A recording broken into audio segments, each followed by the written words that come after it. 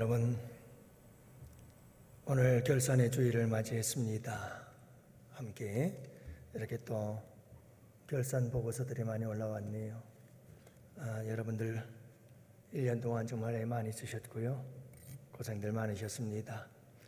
코로나 시국에 또 사명 감당하시느라고 참 고생들 많으셨어요.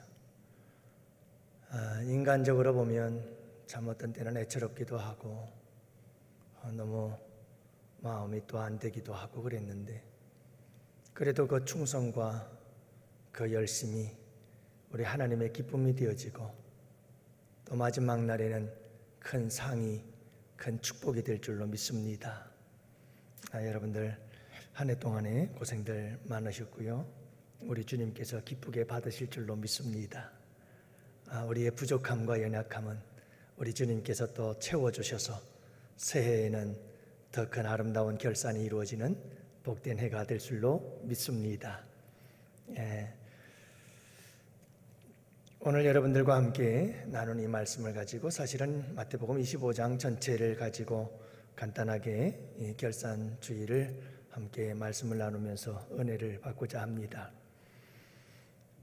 오늘 아침에 우리 아내가 아침 일찍 교회로 나오려고 하는데 옷을 입으면서 그런 얘기를 해요. 아유 여보, 참 세월이 빠르네. 이제 2주가 지나면 한 해가 가버리네 하는 얘기를 하더군요. 여러분, 이제 2주가 지나면 또 우리의 인생에서 한 페이지가 이렇게 넘어갑니다. 뒤로 넘길 수 없는 인생의 한 페이지죠. 저희들이야 조금 더 시간이 남았다고는 하겠습니다만은 우리 연로하신 어른들께서는 이 한 장 한 장 내 인생에 한 해 한 해가 넘어가는 것이 얼마나 그게 아쉽고 안타깝고 소중할까 하는 생각을 해봅니다. 오직 한 번뿐인 2021년이 그렇게 또 지나갑니다. 한 해가 시작되고 이제 끝에, 그 끝자락에 우리가 서 있는 것이죠. 결산의 시점에 서 있습니다. 각 기관마다 이렇게 결산을 하셨는데요. 여러분들, 우리 교회에서도 이렇게 교회의 재정을 통해서 일을 하는 기관들이 있습니다. 주일학교 같은 경우 유년부, 유초동부, 그리고 중고등부와 청년부는 교회에서 재정을 통해서 사역을 하게 되고 교육을 하게 됩니다.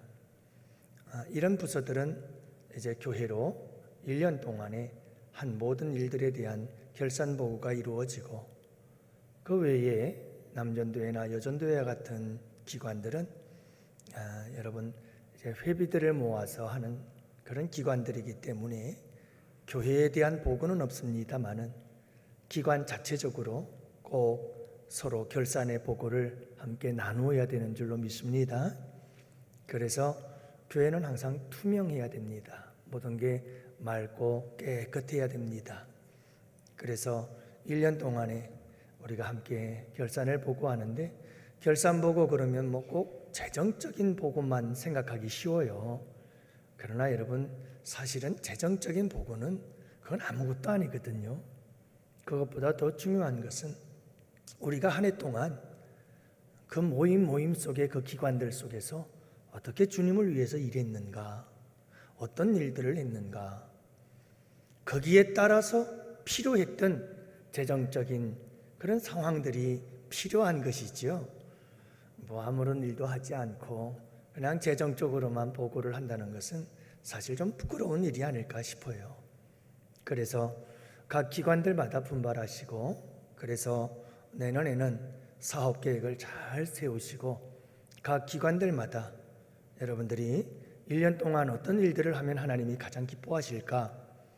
우리 교회 안에서 지금까지 해왔던 일들만 한다고 한다면 굉장히 이렇게 좁아요, 폭이.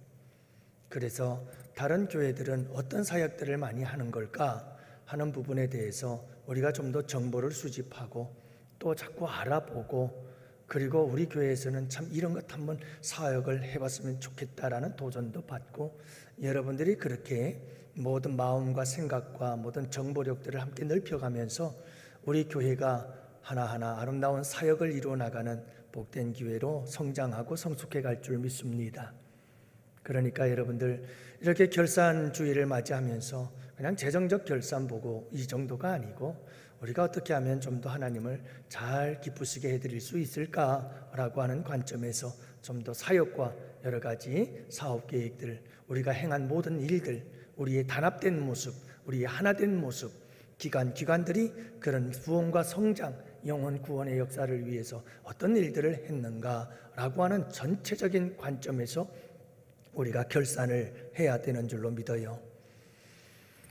여러분 이렇게 한 해를 결산하면서 이제 우리가 여러분 이 한 해에 대한 결산을 한번 돌아보고 나아가서 우리 복권사님 기도하신 것처럼 나아가서 우리의 인생의 결산의 날을 한번 생각해 보면서 더 나아가서 인류 종말의 날 마라나타 주 예수님이 오시는 그날에 여러분 그날이 결산의 날인데 그 결산의 날에 우리는 어떻게 해야 할 것인가, 무엇을 준비해야 될 것인가, 그리고 여러분 이 모든 오늘 본문의 말씀 속에서 주어진 하나님의 말씀을 들으면서 내년도 우리 기관들은 하나님 앞에 어떻게 하는 것이 가장 아름다운 결산을 이루는 것일까라고 하는 부분에 대해서 도전을 받는 복된 시간이 되기를 축복합니다.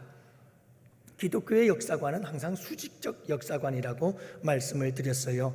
그래서 시작이 있고 끝이 있는 겁니다. 창세기 1장 1절 태초에 하나님이 천지를 창조하셨다, 이렇게 천지 창조의 역사를 이야기를 하시고 나서 요한계시록에 가면 마라나타 주 예수여 어서 오시옵소서, 그렇게 해서 시작이 있고 끝이 있는 것이 우리 기독교 역사관이지요. 반드시 결산의 날이 있다는 겁니다. 반드시 결산의 날은 온다는 것이죠. 문제는 이 결산의 날을 어떻게 준비해야 될 것인가, 이 결산의 날을 그날을 어떻게 대비하여야 되는 것일까라고 하는 겁니다. 여러분들 어떻습니까? 결산의 날들을 준비하고 계시나요? 준비하셨나요? 전혀 아직 준비가 안 되셨나요? 상관없습니다. 지금부터가 시작이면 됩니다. 우리는 이제 내 인생의 결산의 날을 준비해야 합니다. 우리가 이렇게 어느덧 빠르게 한 해를 정리하고 마무리하고 결산하는 날을 맞이한 것처럼 어느덧 우리에게도, 우리 모두에게도, 인류의 역사 속에도 어느덧 후딱 지나가 버린 마지막 결산의 날이 다가올 수밖에 없기 때문입니다. 여러분 우리를 잘 돌아보고 점검하면서 결산의 날을 준비하지 않으면 우리의 그날은 참 부끄러운 날이 될 것입니다. 결산의 날, 그 이후에는 기회가 없습니다. 그날은 끝입니다. 그래서 그날이 중요합니다. 잘 준비하지 않으면 안 되는 거죠. 결산의 날 어떻게 준비해야 할까요? 오늘 본문의 말씀 속에서 우리가 함께 살펴보도록 하겠습니다. 여러분 마태복음 25장에는 세 가지 비유가 나옵니다. 첫 번째 비유가 열처녀 비유, 두 번째 비유가 달란트 비유, 그리고 세 번째 비유가 양과 염소의 비유다, 이렇게 말합니다. 자, 그런데 항상 중요한 것은 뭐냐 하면 이 세 가지 비유 중에서 가장 가운데 들어있는 것이 중요합니다. 이 중앙에 들어있는 달란트 비유를 중심으로 해서 앞으로 열처녀의 비유와 뒤로 양과 염소의 비유가 기록되어 있습니다. 이 중앙에 있는 달란트 비유, 이 달란트 비유의 핵심은 무엇인가? 그것은 바로 결산이라고 하는 겁니다. 그래서 오늘 본문의 말씀에 보면 결산할세라고 말씀하고 있지요. 오랜 후에 그 종들의 주인이 돌아와 그들과 결산하였다라고 말씀하고 있는 겁니다. 결국 여러분 앞에 있는 열처녀의 비유도 뒤에 있는 양과 염소의 비유도 이 중앙에서 이야기를 하고 있는 가운데 있는 달란트 비유의 가장 중요한 주제 중에 하나인 결산과 연결이 되어 있다는 말입니다. 그러니 여러분 열처녀의 비유나 뒤에 있는 양과 염소의 비유나 다 결산과 관련되어져서 우리 주님께서 비유로 말씀하고 있는 겁니다. 결산의 날을 위해서 우리가 해야 할 일이 있다고 말씀합니다. 그게 무엇인가? 그것은 바로 첫 번째 이 열처녀의 비유를 통해서 하시는 말씀, 깨어 있으라 라고 하는 겁니다. 우리 다 함께 따라 할까요? 깨어 있으라. 그런즉 깨어있으라. 너희는 그날과 그때를 알지 못하느니라. 13절 말씀입니다. 열처녀의 비유 마지막 말씀입니다. 결론인 것입니다. 그런즉 결론을 말씀하는 겁니다. 깨어있으라. 너희는 그날과 그때를 알지 못하느니라. 왜 깨어있으라는 거예요? 그날과 그때를 알지 못하니까요. 여러분, 결산의 날이 언제인지 아는 리가 없습니다. 천사도 모르고 예수님도 모르고 오직 하나님 아버지만 아십니다. 그러니 항상 깨어있으라고 말씀하시네요. 오전에도 말씀드렸지만 빛이 뭘까? 그렇다면 여러분, 깨어있으라는 게 뭘까? 지금부터 잠 안 자고 그냥 계속 깨어있어야 됩니까? 시편에 보면 하나님은 사랑하는 자에게 잠을 주신다고 그랬는데, 여러분, 깨어있으라는 말이 무슨 말이에요? 이제부터 절대로 잠자지 말고 두 눈을 부릅뜨고 깨어있으라고요. 며칠 못 있다가 죽어요. 깨어있으라는 무슨 말씀일까요? 여러분, 깨어있다는 것은 항상 준비하고 있으라는 말입니다. 언제 오실지 모르니까, 나도 모르고 너도 모르고 우리 모두가 다 모르니까 항상 준비하는 삶을 살아라, 이 말씀이에요. 언제 오시든지 맞이할 준비를 하며 살아라, 이게 깨어있으라는 말씀이죠. 여러분, 언제 오시든지 그분을 맞이하고 결산할 준비가 되어 있다면 우리가 걱정할 게 뭐가 있어요? 염려할 게 뭐가 있어요? 아무 걱정 없어요. 문제는 준비되어 있지 않기 때문에 그래요. 준비하지 않는 사람들, 준비하기를 싫어하는 사람들, 이런 사람들이 늘 던지는 질문이 있습니다. 언제 오지? 계속해서 날짜 계산을 좋아합니다. 시간 계산을 좋아합니다. 우리 주님은 언제 오실까? 지금 몇 시쯤 되었을까? 자꾸 시간 계산을 합니다. 왜냐하면 가장 임박했을 때 준비만 빨리 하고 주님을 만나고 싶은 거예요. 그전에는 그냥 설렁설렁 좀 내가 원하는 대로 내 마음껏 좀 하다가 주님이 내일 오실 것 같다 그러면 오늘 딱 준비해가지고 주님 맞자, 완전 놀보신 뻔이.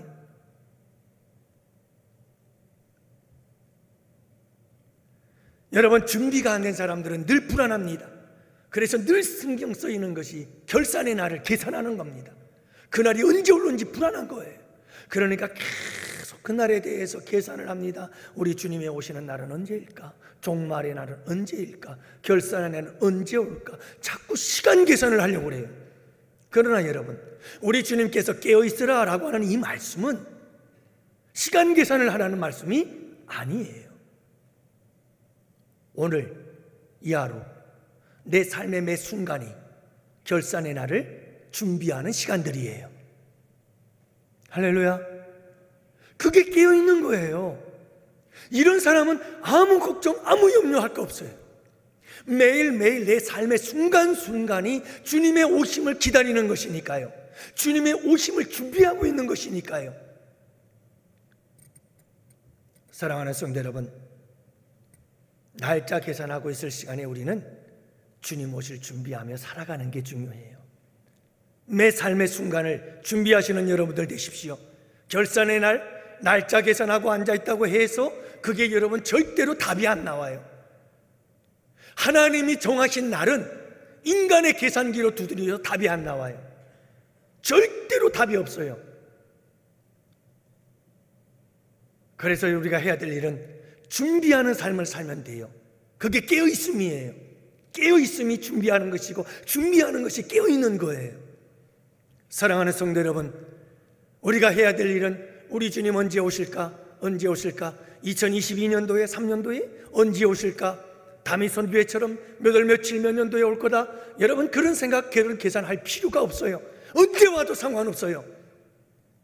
오늘 밤에 와도 내일 와도 상관없어요. 우리가 준비만 한다면. 오늘도 내일도 매 삶의 순간순간이 그분의 오심에 대한 준비의 시간, 이게 거룩한 삶인 줄을 믿으시기 바랍니다. 여러분, 우리의 삶이 그래야 되는 거예요. 그래서 이 열천회의 비유를 통한 결론은 뭔가? 그런즉 깨어있으라. 그날과 그때는 아무도 모른다. 그러니 깨어있으라. 준비하고 있으라 이 말이에요. 준비하고 있으라. 여러분, 매일매일 하루하루의 삶이 우리가 주님의 만나는 결산의 날에 그분 앞에 부끄럽지 아니하고 당당하게 만날 수 있는 아름다운 준비의 시간들이 되기를 축복합니다. 그렇다면 여러분, 매일매일의 삶 속에서 우리가 준비해야 될 것이 뭘까요? 분명히 주님께서 그런즉 깨어있으라, 준비하고 있으라, 그때가 언제인지 아무도 모르기 때문에 항상 준비하고 있어야 된다, 깨어있어야 한다고 말씀하셨는데, 그러면 여러분, 우리가 깨어서 준비해야 될 것이 뭘까라고 하는 것입니다. 이게 두 가지 비유 속에, 달란트와 양과 염소의 비유 속에 담겨져 있습니다. 여러분, 이 달란트의 비유를 보면 이렇습니다. 아주 키워드가 있어요. 이 달란트의 비유를 풀어가는 아주 핵심적인 단어들이 몇 가지가 있습니다. 그 키워드를 보면 첫 번째가 뭐냐 하면 주었다. 주인이 주었어요. 주인이 맡겼어요. 그리고 종이 받았어요. 그래서 오늘 본문의 말씀 달란트의 비유를 보면 주고 받은 자, 맡김과 같으니 라고 하는 단어들이 나와요. 이게 키워드 첫 번째예요. 여러분, 하나님께서 우리에게 모든 걸 주셨어요. 받지 않은 것은 아무것도 없어요. 특히 여러분, 여기서 달란트, 우리에게 재능을 주셨어요. 은사를 주셨어요. 군뱅이도 구르는 재주가 있는 거예요. 하나님께서 재주를 주지 않은 자는 아무도 없어요. 1달란트, 2달란트, 5달란트 차이는 있을런지 모르지만 우리 모두에게 하나님께서는 이 세상에서 하나님의 사명을 감당할 수 있는 재능과 능력을 허락해 주신 줄을 믿으시기 바랍니다. 우리는 이 사실을 믿어야 돼요. 알아야 돼요. 내가 하나님께 받은 게 있다는 거예요. 그것이 재능이든 물질이든 시간이든 우리의 인생이든 건강이든 무엇이든 하나님께서 우리에게 주어진 모든 것들, 하나님이 내게 주었다, 나는 그것을 받았다. 근데 우리는 자꾸 이 받음에 대한 개념보다는 몇 달란트를 받았느냐를 가지고 비교하고 그것 가지고 따지고 그것 때문에 원망하고 그것 때문에 불평하고 있어요. 여러분, 생각해 보세요. 1달란트 받은 사람의 1달란트가 내 겁니까? 주님이 주셨다, 주님이 맡겼다고 그랬어요. 2달란트 받은 자의 2달란트가 내 겁니까? 주님이 맡기신 거예요. 5달란트 받은 사람이 있어요. 5달란트 받은 사람은 그 5달란트가 주님이 내게 주셨으니까 내 겁니까? 아니에요. 맡기신 거예요. 우리는 하나님이 주신 것을 내 것이라고 생각을 하는 거예요. 그러니까 자꾸 비교가 되기 시작하는 거예요. 그러면서 열등감이 생기기 시작하는 거죠. 왜 저 사람은 2달란트, 5달란트인데 나는 1달란트인가? 내게 아니에요. 주님이 맡기신 거예요. 여러분, 달란트의 양에 따라서 내게 얼마나 많이 맡겨주시고 적게 맡겨줬느냐, 이것 때문에 여러분 낙심하고 절망하지 마시고 이 일 때문에 불평하고 여러분 불만하지 마시며 오직 내게 주어진 달란트가 몇 달란트든 간에 하나님께서 내게 주어진 것을 찾아내시기를 바랍니다. 하나님의 내게 주신 것이 무엇인지를 알게 되기를 원합니다. 깨닫게 되기를 원합니다. 이게 아는 것부터 시작이 되는 거예요. 아, 하나님께서 내게 이것을 주셨구나. 아, 하나님께서 내게 이것을 주셨구나. 이렇게 이것저것 하나님께서 주신 것이 무엇인지를 아는 것이 가장 중요해요. 우리의 다음 세대들에게도 여러분 달란트를 잘 찾아낼 수 있도록, 발견할 수 있도록 도와주는 게 부모의 역할인 줄을 믿으시기 바랍니다. 부모님들은 대리만족하려고 그러면 안 돼요. 아, 내가 꿈이 있었어. 내가 꿈이 있었는데 저를 예를 들면 내가 축구선수가 될 거야. 내가 펠레와 같은 정말 훌륭한 축구선수가 되고 차범근 같은 축구선수가 될 거야. 막 꿈을 가지고 있었어요. 그런데 주님께서는 저보고 목회자가 되래요. 그래서 목회자가 됐더니 너무너무 축구선수가 되는 게 아쉬워. 그래서 우리 아들 보고, 야, 너 축구선수 돼야 돼. 너 축구선수 돼야 돼. 아빠가 이루지 못한 꿈을 네가 이루어야지.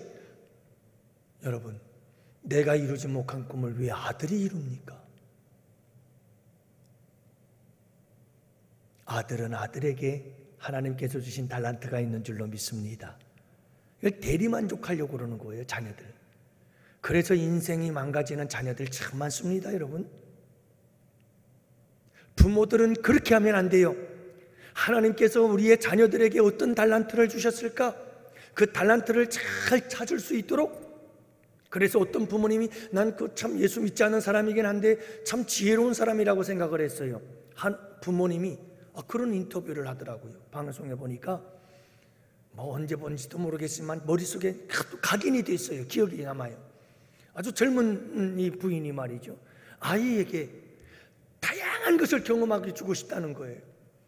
모든 것을 경험해 주고 싶다는 거예요. 그 이유는 다른 것 없었어요.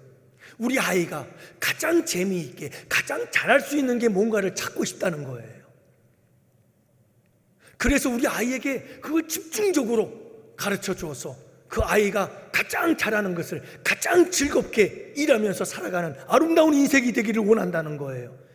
야, 이건 예수 믿는 사람보다 더 지혜로운 사람 같아요. 여러분, 우리 자녀들에게, 우리 손주들에게 그렇게 해야 돼요. 이 아이가 뭘 그렇게 재미가 있고 흥미가 있고 재능이 있는지 모르잖아요. 그러니까 다양한 걸 시켜보는 거예요. 음악, 미술, 스포츠, 나가서 공부, 어학. 어떤 아이들은 어학 쪽에, 어떤 아이들은 수학 쪽에 그렇게 개발되어지고 재능을 가지고 타고난 아이들이 있어요. 이걸 알아야 돼요. 하나님이 주신 게 뭔가를 알아야 돼요. 은사적인 측면도 마찬가지예요. 여러분, 하나님께서 내게 주신 은사, 기프트, 이게 은사라는 말이에요. 여러분, 은사라는 기프트, 이건 선물이에요. 선물. 하나님께서 우리에게 선물이 있어요. 은사가 있어요. 그 은사가 뭔가를 우리가 찾아내야 돼요. 알아야 되는 거예요, 일단은. 그래야 하나님이 내게 이런 은사를 주셨구나. 그 은사를 주신 것을 어떻게 알 수 있느냐? 일단 하나님이 내게 주신 은사를 하게 되면 그 일이 즐거워요. 그리고 즐겁다고 해서 그게 하나님이 내게 주신 은사다, 천만에요. 굉장히 위험해요. 하나님이 주신 은사를 하게 되면 기쁘기도 하지만 그 열매를 맺어요. 그 일에 선한 열매를 맺게 되어 있어요. 내가 좋아요. 내가 이 일을 하는 게 너무 행복해요. 난 이 일을 하기를 너무 기뻐요. 그런데 그 사람이 그 일을 하기만 하면 문제가 생겨요. 안 좋은 일만 생기는 거예요. 그러면 그거 은사 아니에요. 그래서 하나님이 주신 은사를 구분하는 방법 중에 두 가지가 굉장히 소중한 겁니다. 내가 일을 하면 기뻐요. 그러면서도 그 일에 대해서 아름다운 열매들이 맺혀요. 주님이 주신 은사예요. 많은 사람들이 교회 안에서 그러는 분들을 봤어요. 목사님, 나 이거 너무 하고 싶어요. 나 이거 너무너무 재미있어요. 그러는데 그분이 그 일을 맡겨놓으면 그분이 그 일을 하는데 이상하게 열매가 안 좋은 열매만 맺혀지고 자꾸 사람들은 시험 들고 자꾸 어려운 일들이 생겨나고, 그것은 하나님께서 주신 은사를 잘못 알고 있는 거예요. 그건 자기 만족이에요. 사랑하는 성도 여러분, 이렇게 달란트의 키워드 첫 번째는 뭐냐면 하나님께서 우리에게 주셨고 맡겼고 우리는 받았다는 거예요. 이 사실을 알아야 되는 거예요. 그 다음 두 번째 키워드는 장사하며 라는 말이에요. 하나님께서 우리에게 주신 것은 장사하라는 말이에요. 이 장사하라는 말을 오늘 본문의 말씀 속에서는 이 달란트 비유에서는 또 다른 표현을 하고 있습니다. 그것이 뭐냐면 착하고 충성된 종아라고 하는 표현이에요. 다시 말하면 여러분, 하나님께서 우리에게 달란트를 주셨어요. 맡겨주셨어요. 그리고 그 맡기신 달란트를 가지고 무엇하라는 거예요? 장사하라고 맡겨주신 거예요. 장사한다는 말은 좀 더 쉽게 말하면 충성하라는 말이에요. 하나님께서 우리에게 주신 모든 것들을 가지고 주님을 위해서 열심히 일하라라고 하는 말씀이지요. 한 달란트 받은 자의 착각은 그것을 땅에 묻어버렸어요. 그걸 가지고 일을 해야 되는데, 그걸 가지고 장사를 하고 충성을 해야 되는데 그걸 땅에 그냥 묻어버리고 썩혀버린 거예요. 아무것도 안 했다는 말이에요. 이 일에 하나님은 분노하시죠. 사랑하는 성도 여러분, 이제 우리가 이 한 해를 결산하며 또 마지막 날의 결산을 생각하면서 그 결산의 날을 바라보면서 과연 우리는 달란트를 어떻게 알고 있나? 하나님이 내게 주신 달란트가 뭔지 고민을 해봤나? 하나님이 내게 주신 달란트가 정말 뭔지 그것에 대해서 내가 정말 기도하면서 찾아보셨는가? 그리고 내가 그 달란트가 뭔지를 알아냈는가? 여러분, 지금이라도 알아봐야 돼요. 이제 고린도전서, 에베소서, 로마서를 함께 공부해 나가다 보면, 말씀을 듣고 설교 말씀을 듣다 보면 은사들에 대해서 이야기가 나와요. 다양한 은사들이 있거든요. 그 은사들을 내가 찾아야 돼요. 그리고 하나님께서 내게 이런 은사를 주셨구나, 하나님께서 내게 이런 달란트를 주셨구나, 하나님께서 내게 이런 물질의 복과 건강의 복을 주셨구나. 그렇다면 이것을 가지고 내가 무엇 해야 된다고요? 장사하십시오. 여러분, 열심히 충성하십시오. 열심히 일을 하십시오. 그래서 이익을 남기십시오. 다시 말하면 열매를 남기십시오. 그래서 마지막 세 번째 키워드가 남기고라고 하는 거예요. 남겨야 되는 거예요. 열매를 거두어야 되는 거예요. 열매가 있어야 돼요. 열매가 없으면 안 되는 거예요. 5달란트 사람들은 5달란트 받았으니 5달란트 가지고 열심히 일해서 그에 합당한 열매를 맺는 거예요. 2달란트 맞은 사람은 2달란트를 받았으니 그걸 가지고 열심히 장사하여 열매를 남기는 거예요. 그런데 1달란트 받은 사람은 아무것도 안 했어요. 그러니까 아무 열매가 없어요. 열매 없으면 바깥에 어두운 데 쫓겨나 슬피 울며 이를 갈게 되는 거예요. 열매가 중요해요. 믿음은 있다고 하는데 열매가 없으면, 선한 열매가 없고 성령의 열매가 없고 예수 그리스도의 열매가 없으면 슬피 울며 이를 가는 거예요.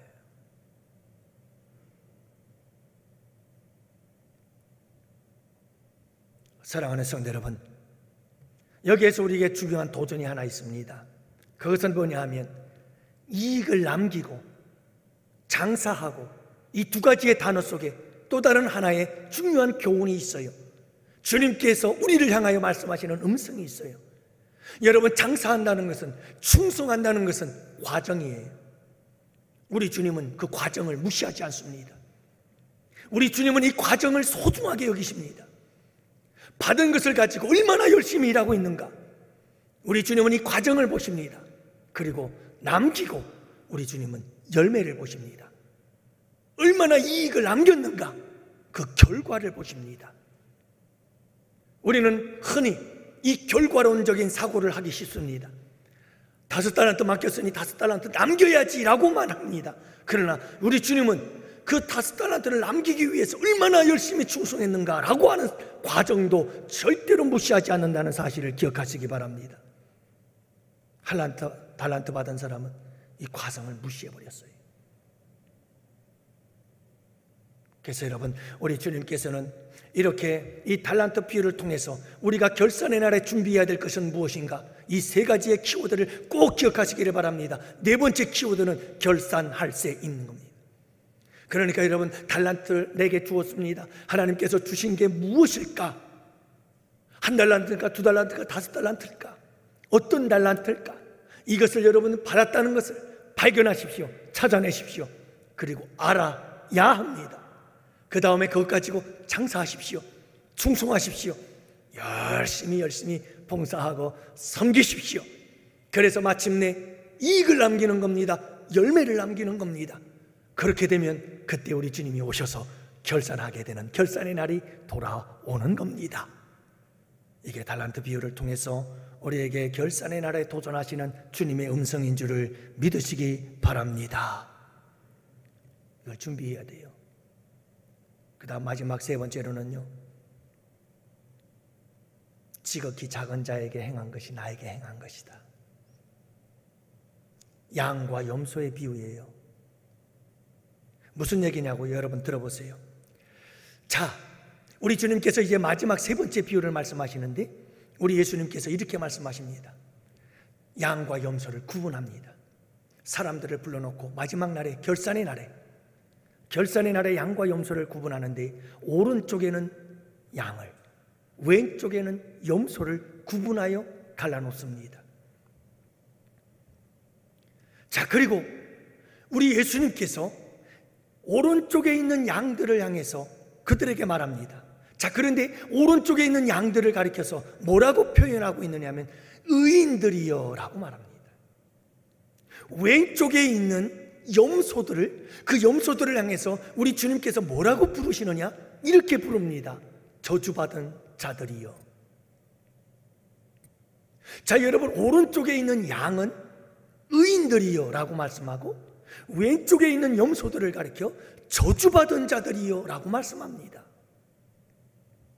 그러면서 우리 주님께서 말씀하십니다. 오른쪽의 양들, 그 의인들에게 말씀하시기를 너희는 내가 줄일 때 먹을 것을 주었고 목마를 때에 마시게 하였고 그리고 나그네 되었을 때 영접해 주었고 헐벗었을 때 옷을 입혀 주었고 병들었을 때 돌보아 주었고 옥에 갇혔을 때 와서 보았느니라. 이 의인들이, 이 양들이 깜짝 놀랐어요. 주님, 언제요? 우리는 주님께 그렇게 해본 적이 한 번도 없어요. 주님 무슨 말씀이세요? 그러자 우리 주님께서 이렇게 말씀하십니다. 내 형제 중에 지극히 작은 자 하나에게 한 것이 곧 내게 한 것이라. 야, 여러분, 이거 정말 조심해야 됩니다. 결산의 날에 이거 정말 기억해야 합니다. 지극히 작은 이웃에게 한 일이 주님에게 한 일이 되는 거예요. 자, 여러분, 왼쪽에 있는 염소들에게, 저주받은 자들에게 우리 주님께서 말씀하십니다. 너희들은 배고플 때 내가 줄일 때 먹을 것 주지 않았고 목마를 때 마시게 하지 아니하였고 나그네 되었을 때 영접하지 않았고 헐벗었을 때 옷 입히지 아니하였고 병들었을 때와 옥에 갇혔을 때 나를 돌아보지 아니하였다고 말합니다. 그러자 이 염소들과 저주받은 자들이 하나님께 따지듯 묻습니다. 주님 무슨 말씀이세요? 내가 주님께 그렇게 한 적은 한 번도 없는데요. 그러니까 우리 주님께서 이렇게 말씀하십니다. 똑같이 대답하시죠. 지극히 작은 자에게 하지 않은 것이 내게 하지 않은 것이다.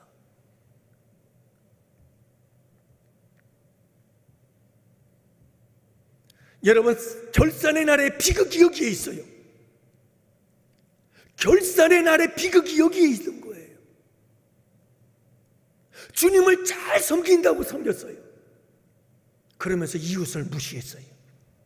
이웃에 무관심했어요. 이웃을 멸시했어요. 이웃을 함부로 대했어요.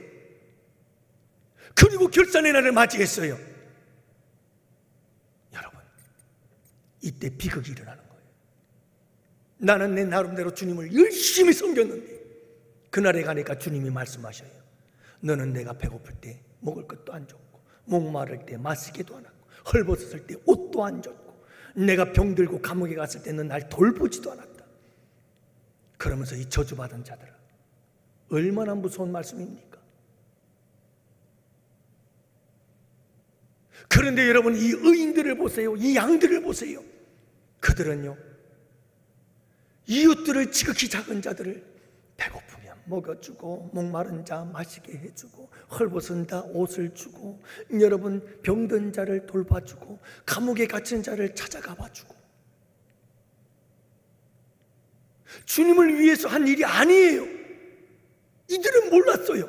그랬는데 우리 주님께서 결산의 날에 말씀하시기를 얘들아, 네 이웃 지극히 작은 자 한 사람에게 한 것이 내게 한 거야. 내가 그거 다 받았어.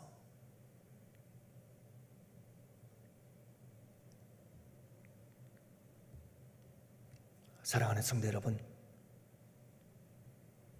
우리가 기억해야 될 결산의 날에 사랑을 베푸는 겁니다. 이 모든 말씀을 종합하면 사랑이잖아요. 양과 염소의 비유를 통해서 결산의 날을 준비하는 우리의 자세는 뭐여야 되느냐? 여러분, 정말 보잘것없는 한 사람이라도 소중히 여기라는 거예요. 보잘것없는 한 사람에게도 주님을 대하듯 대하라는 말씀이에요. 지극히 작은 한 사람을 대하는 것이 바로 예수님께 하는 일이다. 주님께 하는 일이다. 결산의 날에 상을 쌓는 것이다. 복을 쌓는 일이다. 이걸 잊지 말라는 말씀이에요. 사랑하는 성도 여러분,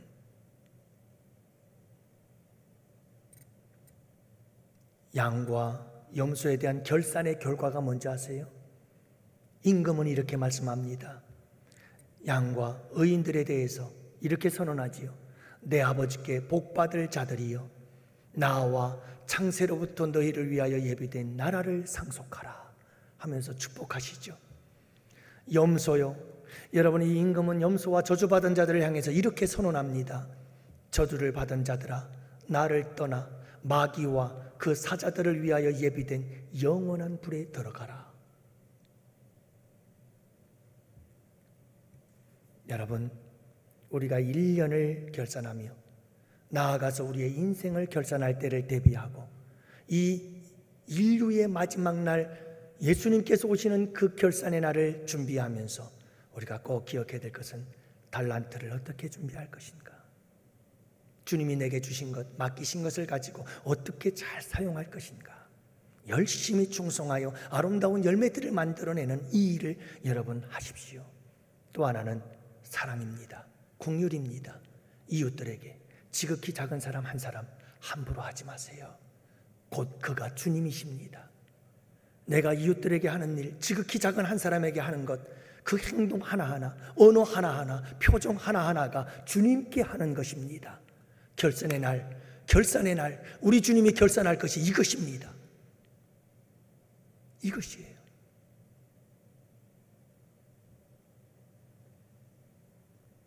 오늘 읽은 본문의 말씀으로 결론을 맺지요. 오늘 본문의 말씀 보면 오랜 후에 그 종들이 주인이 돌아와 그들과 결산하였다 이렇게 말씀하는데, 중요한 단어는 주인이 돌아온다, 그리고 오랜 후에라고 하는 겁니다. 지금 오랜 후의 시간을 보내고 있어요. 우리는 이 오랜 후라는 것은 주님이 주신 기회예요.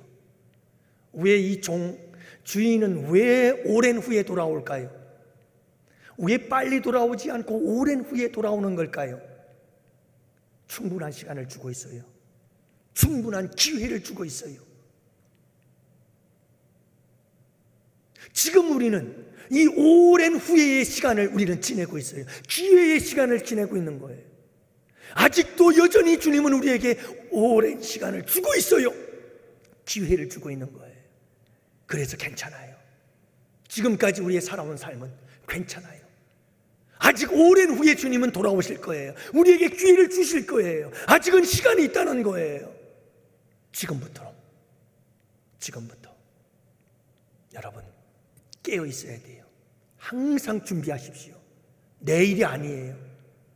내년부터가 아니에요. 오늘 이 시간부터 우리는 매 삶의 순간이 깨어있는 시간이어야 돼요. 준비하는 시간이어야 돼요. 무엇을요? 하나님이 내게 주신 것들을 어떻게 잘 사용하여 아름답고 선한 열매들을 맺을 것인가.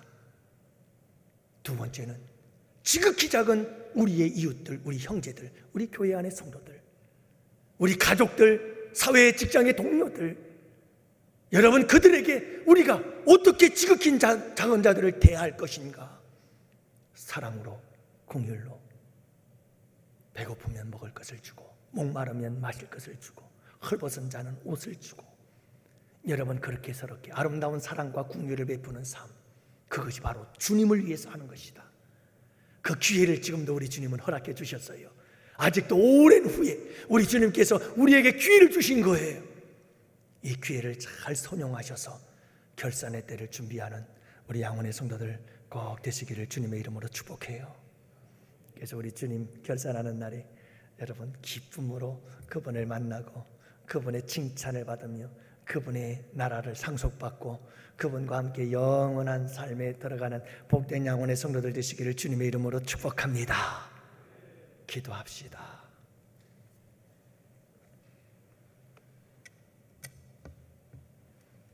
아버지, 결산의 날을 주셔서 고맙습니다. 우리 주님께서 이 결산주의를 통해서 도전받게 하시고 부족한 종부터 시작해서 오늘부터 새로운 마음으로 결산의 날을 준비하며 살아가는 하루하루 삶의 매 순간순간이 되게 하여 주옵소서.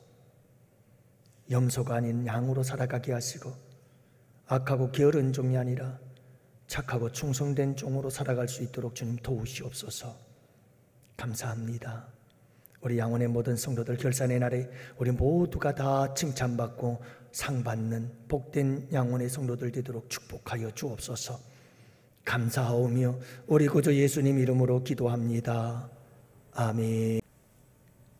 이제는 우리 주 예수 그리스도의 구속의 은혜와 하나님 아버지의 사랑하심과 성령님의 교통하시고 인도하심이 이곳에 모인 주의 백성들 머리 위에, 가정 위에, 생업 위에, 우리 양원교회와 양원교회에서 협력하는 국내외 교회와 선교지와 기관들 위에와 사랑하는 조국 대한민국과 또한 유학과 군 복무 기타 사정으로 출타한 양원의 권속들과 지체들 머리 위에와 아버지 하나님, 아프리카에서 선교의 귀한 사역을 감당하고 계시는 우리 원로 목사님 건강과 안전과 사역 위에 이대로부터 영원토록 함께 있을지어다.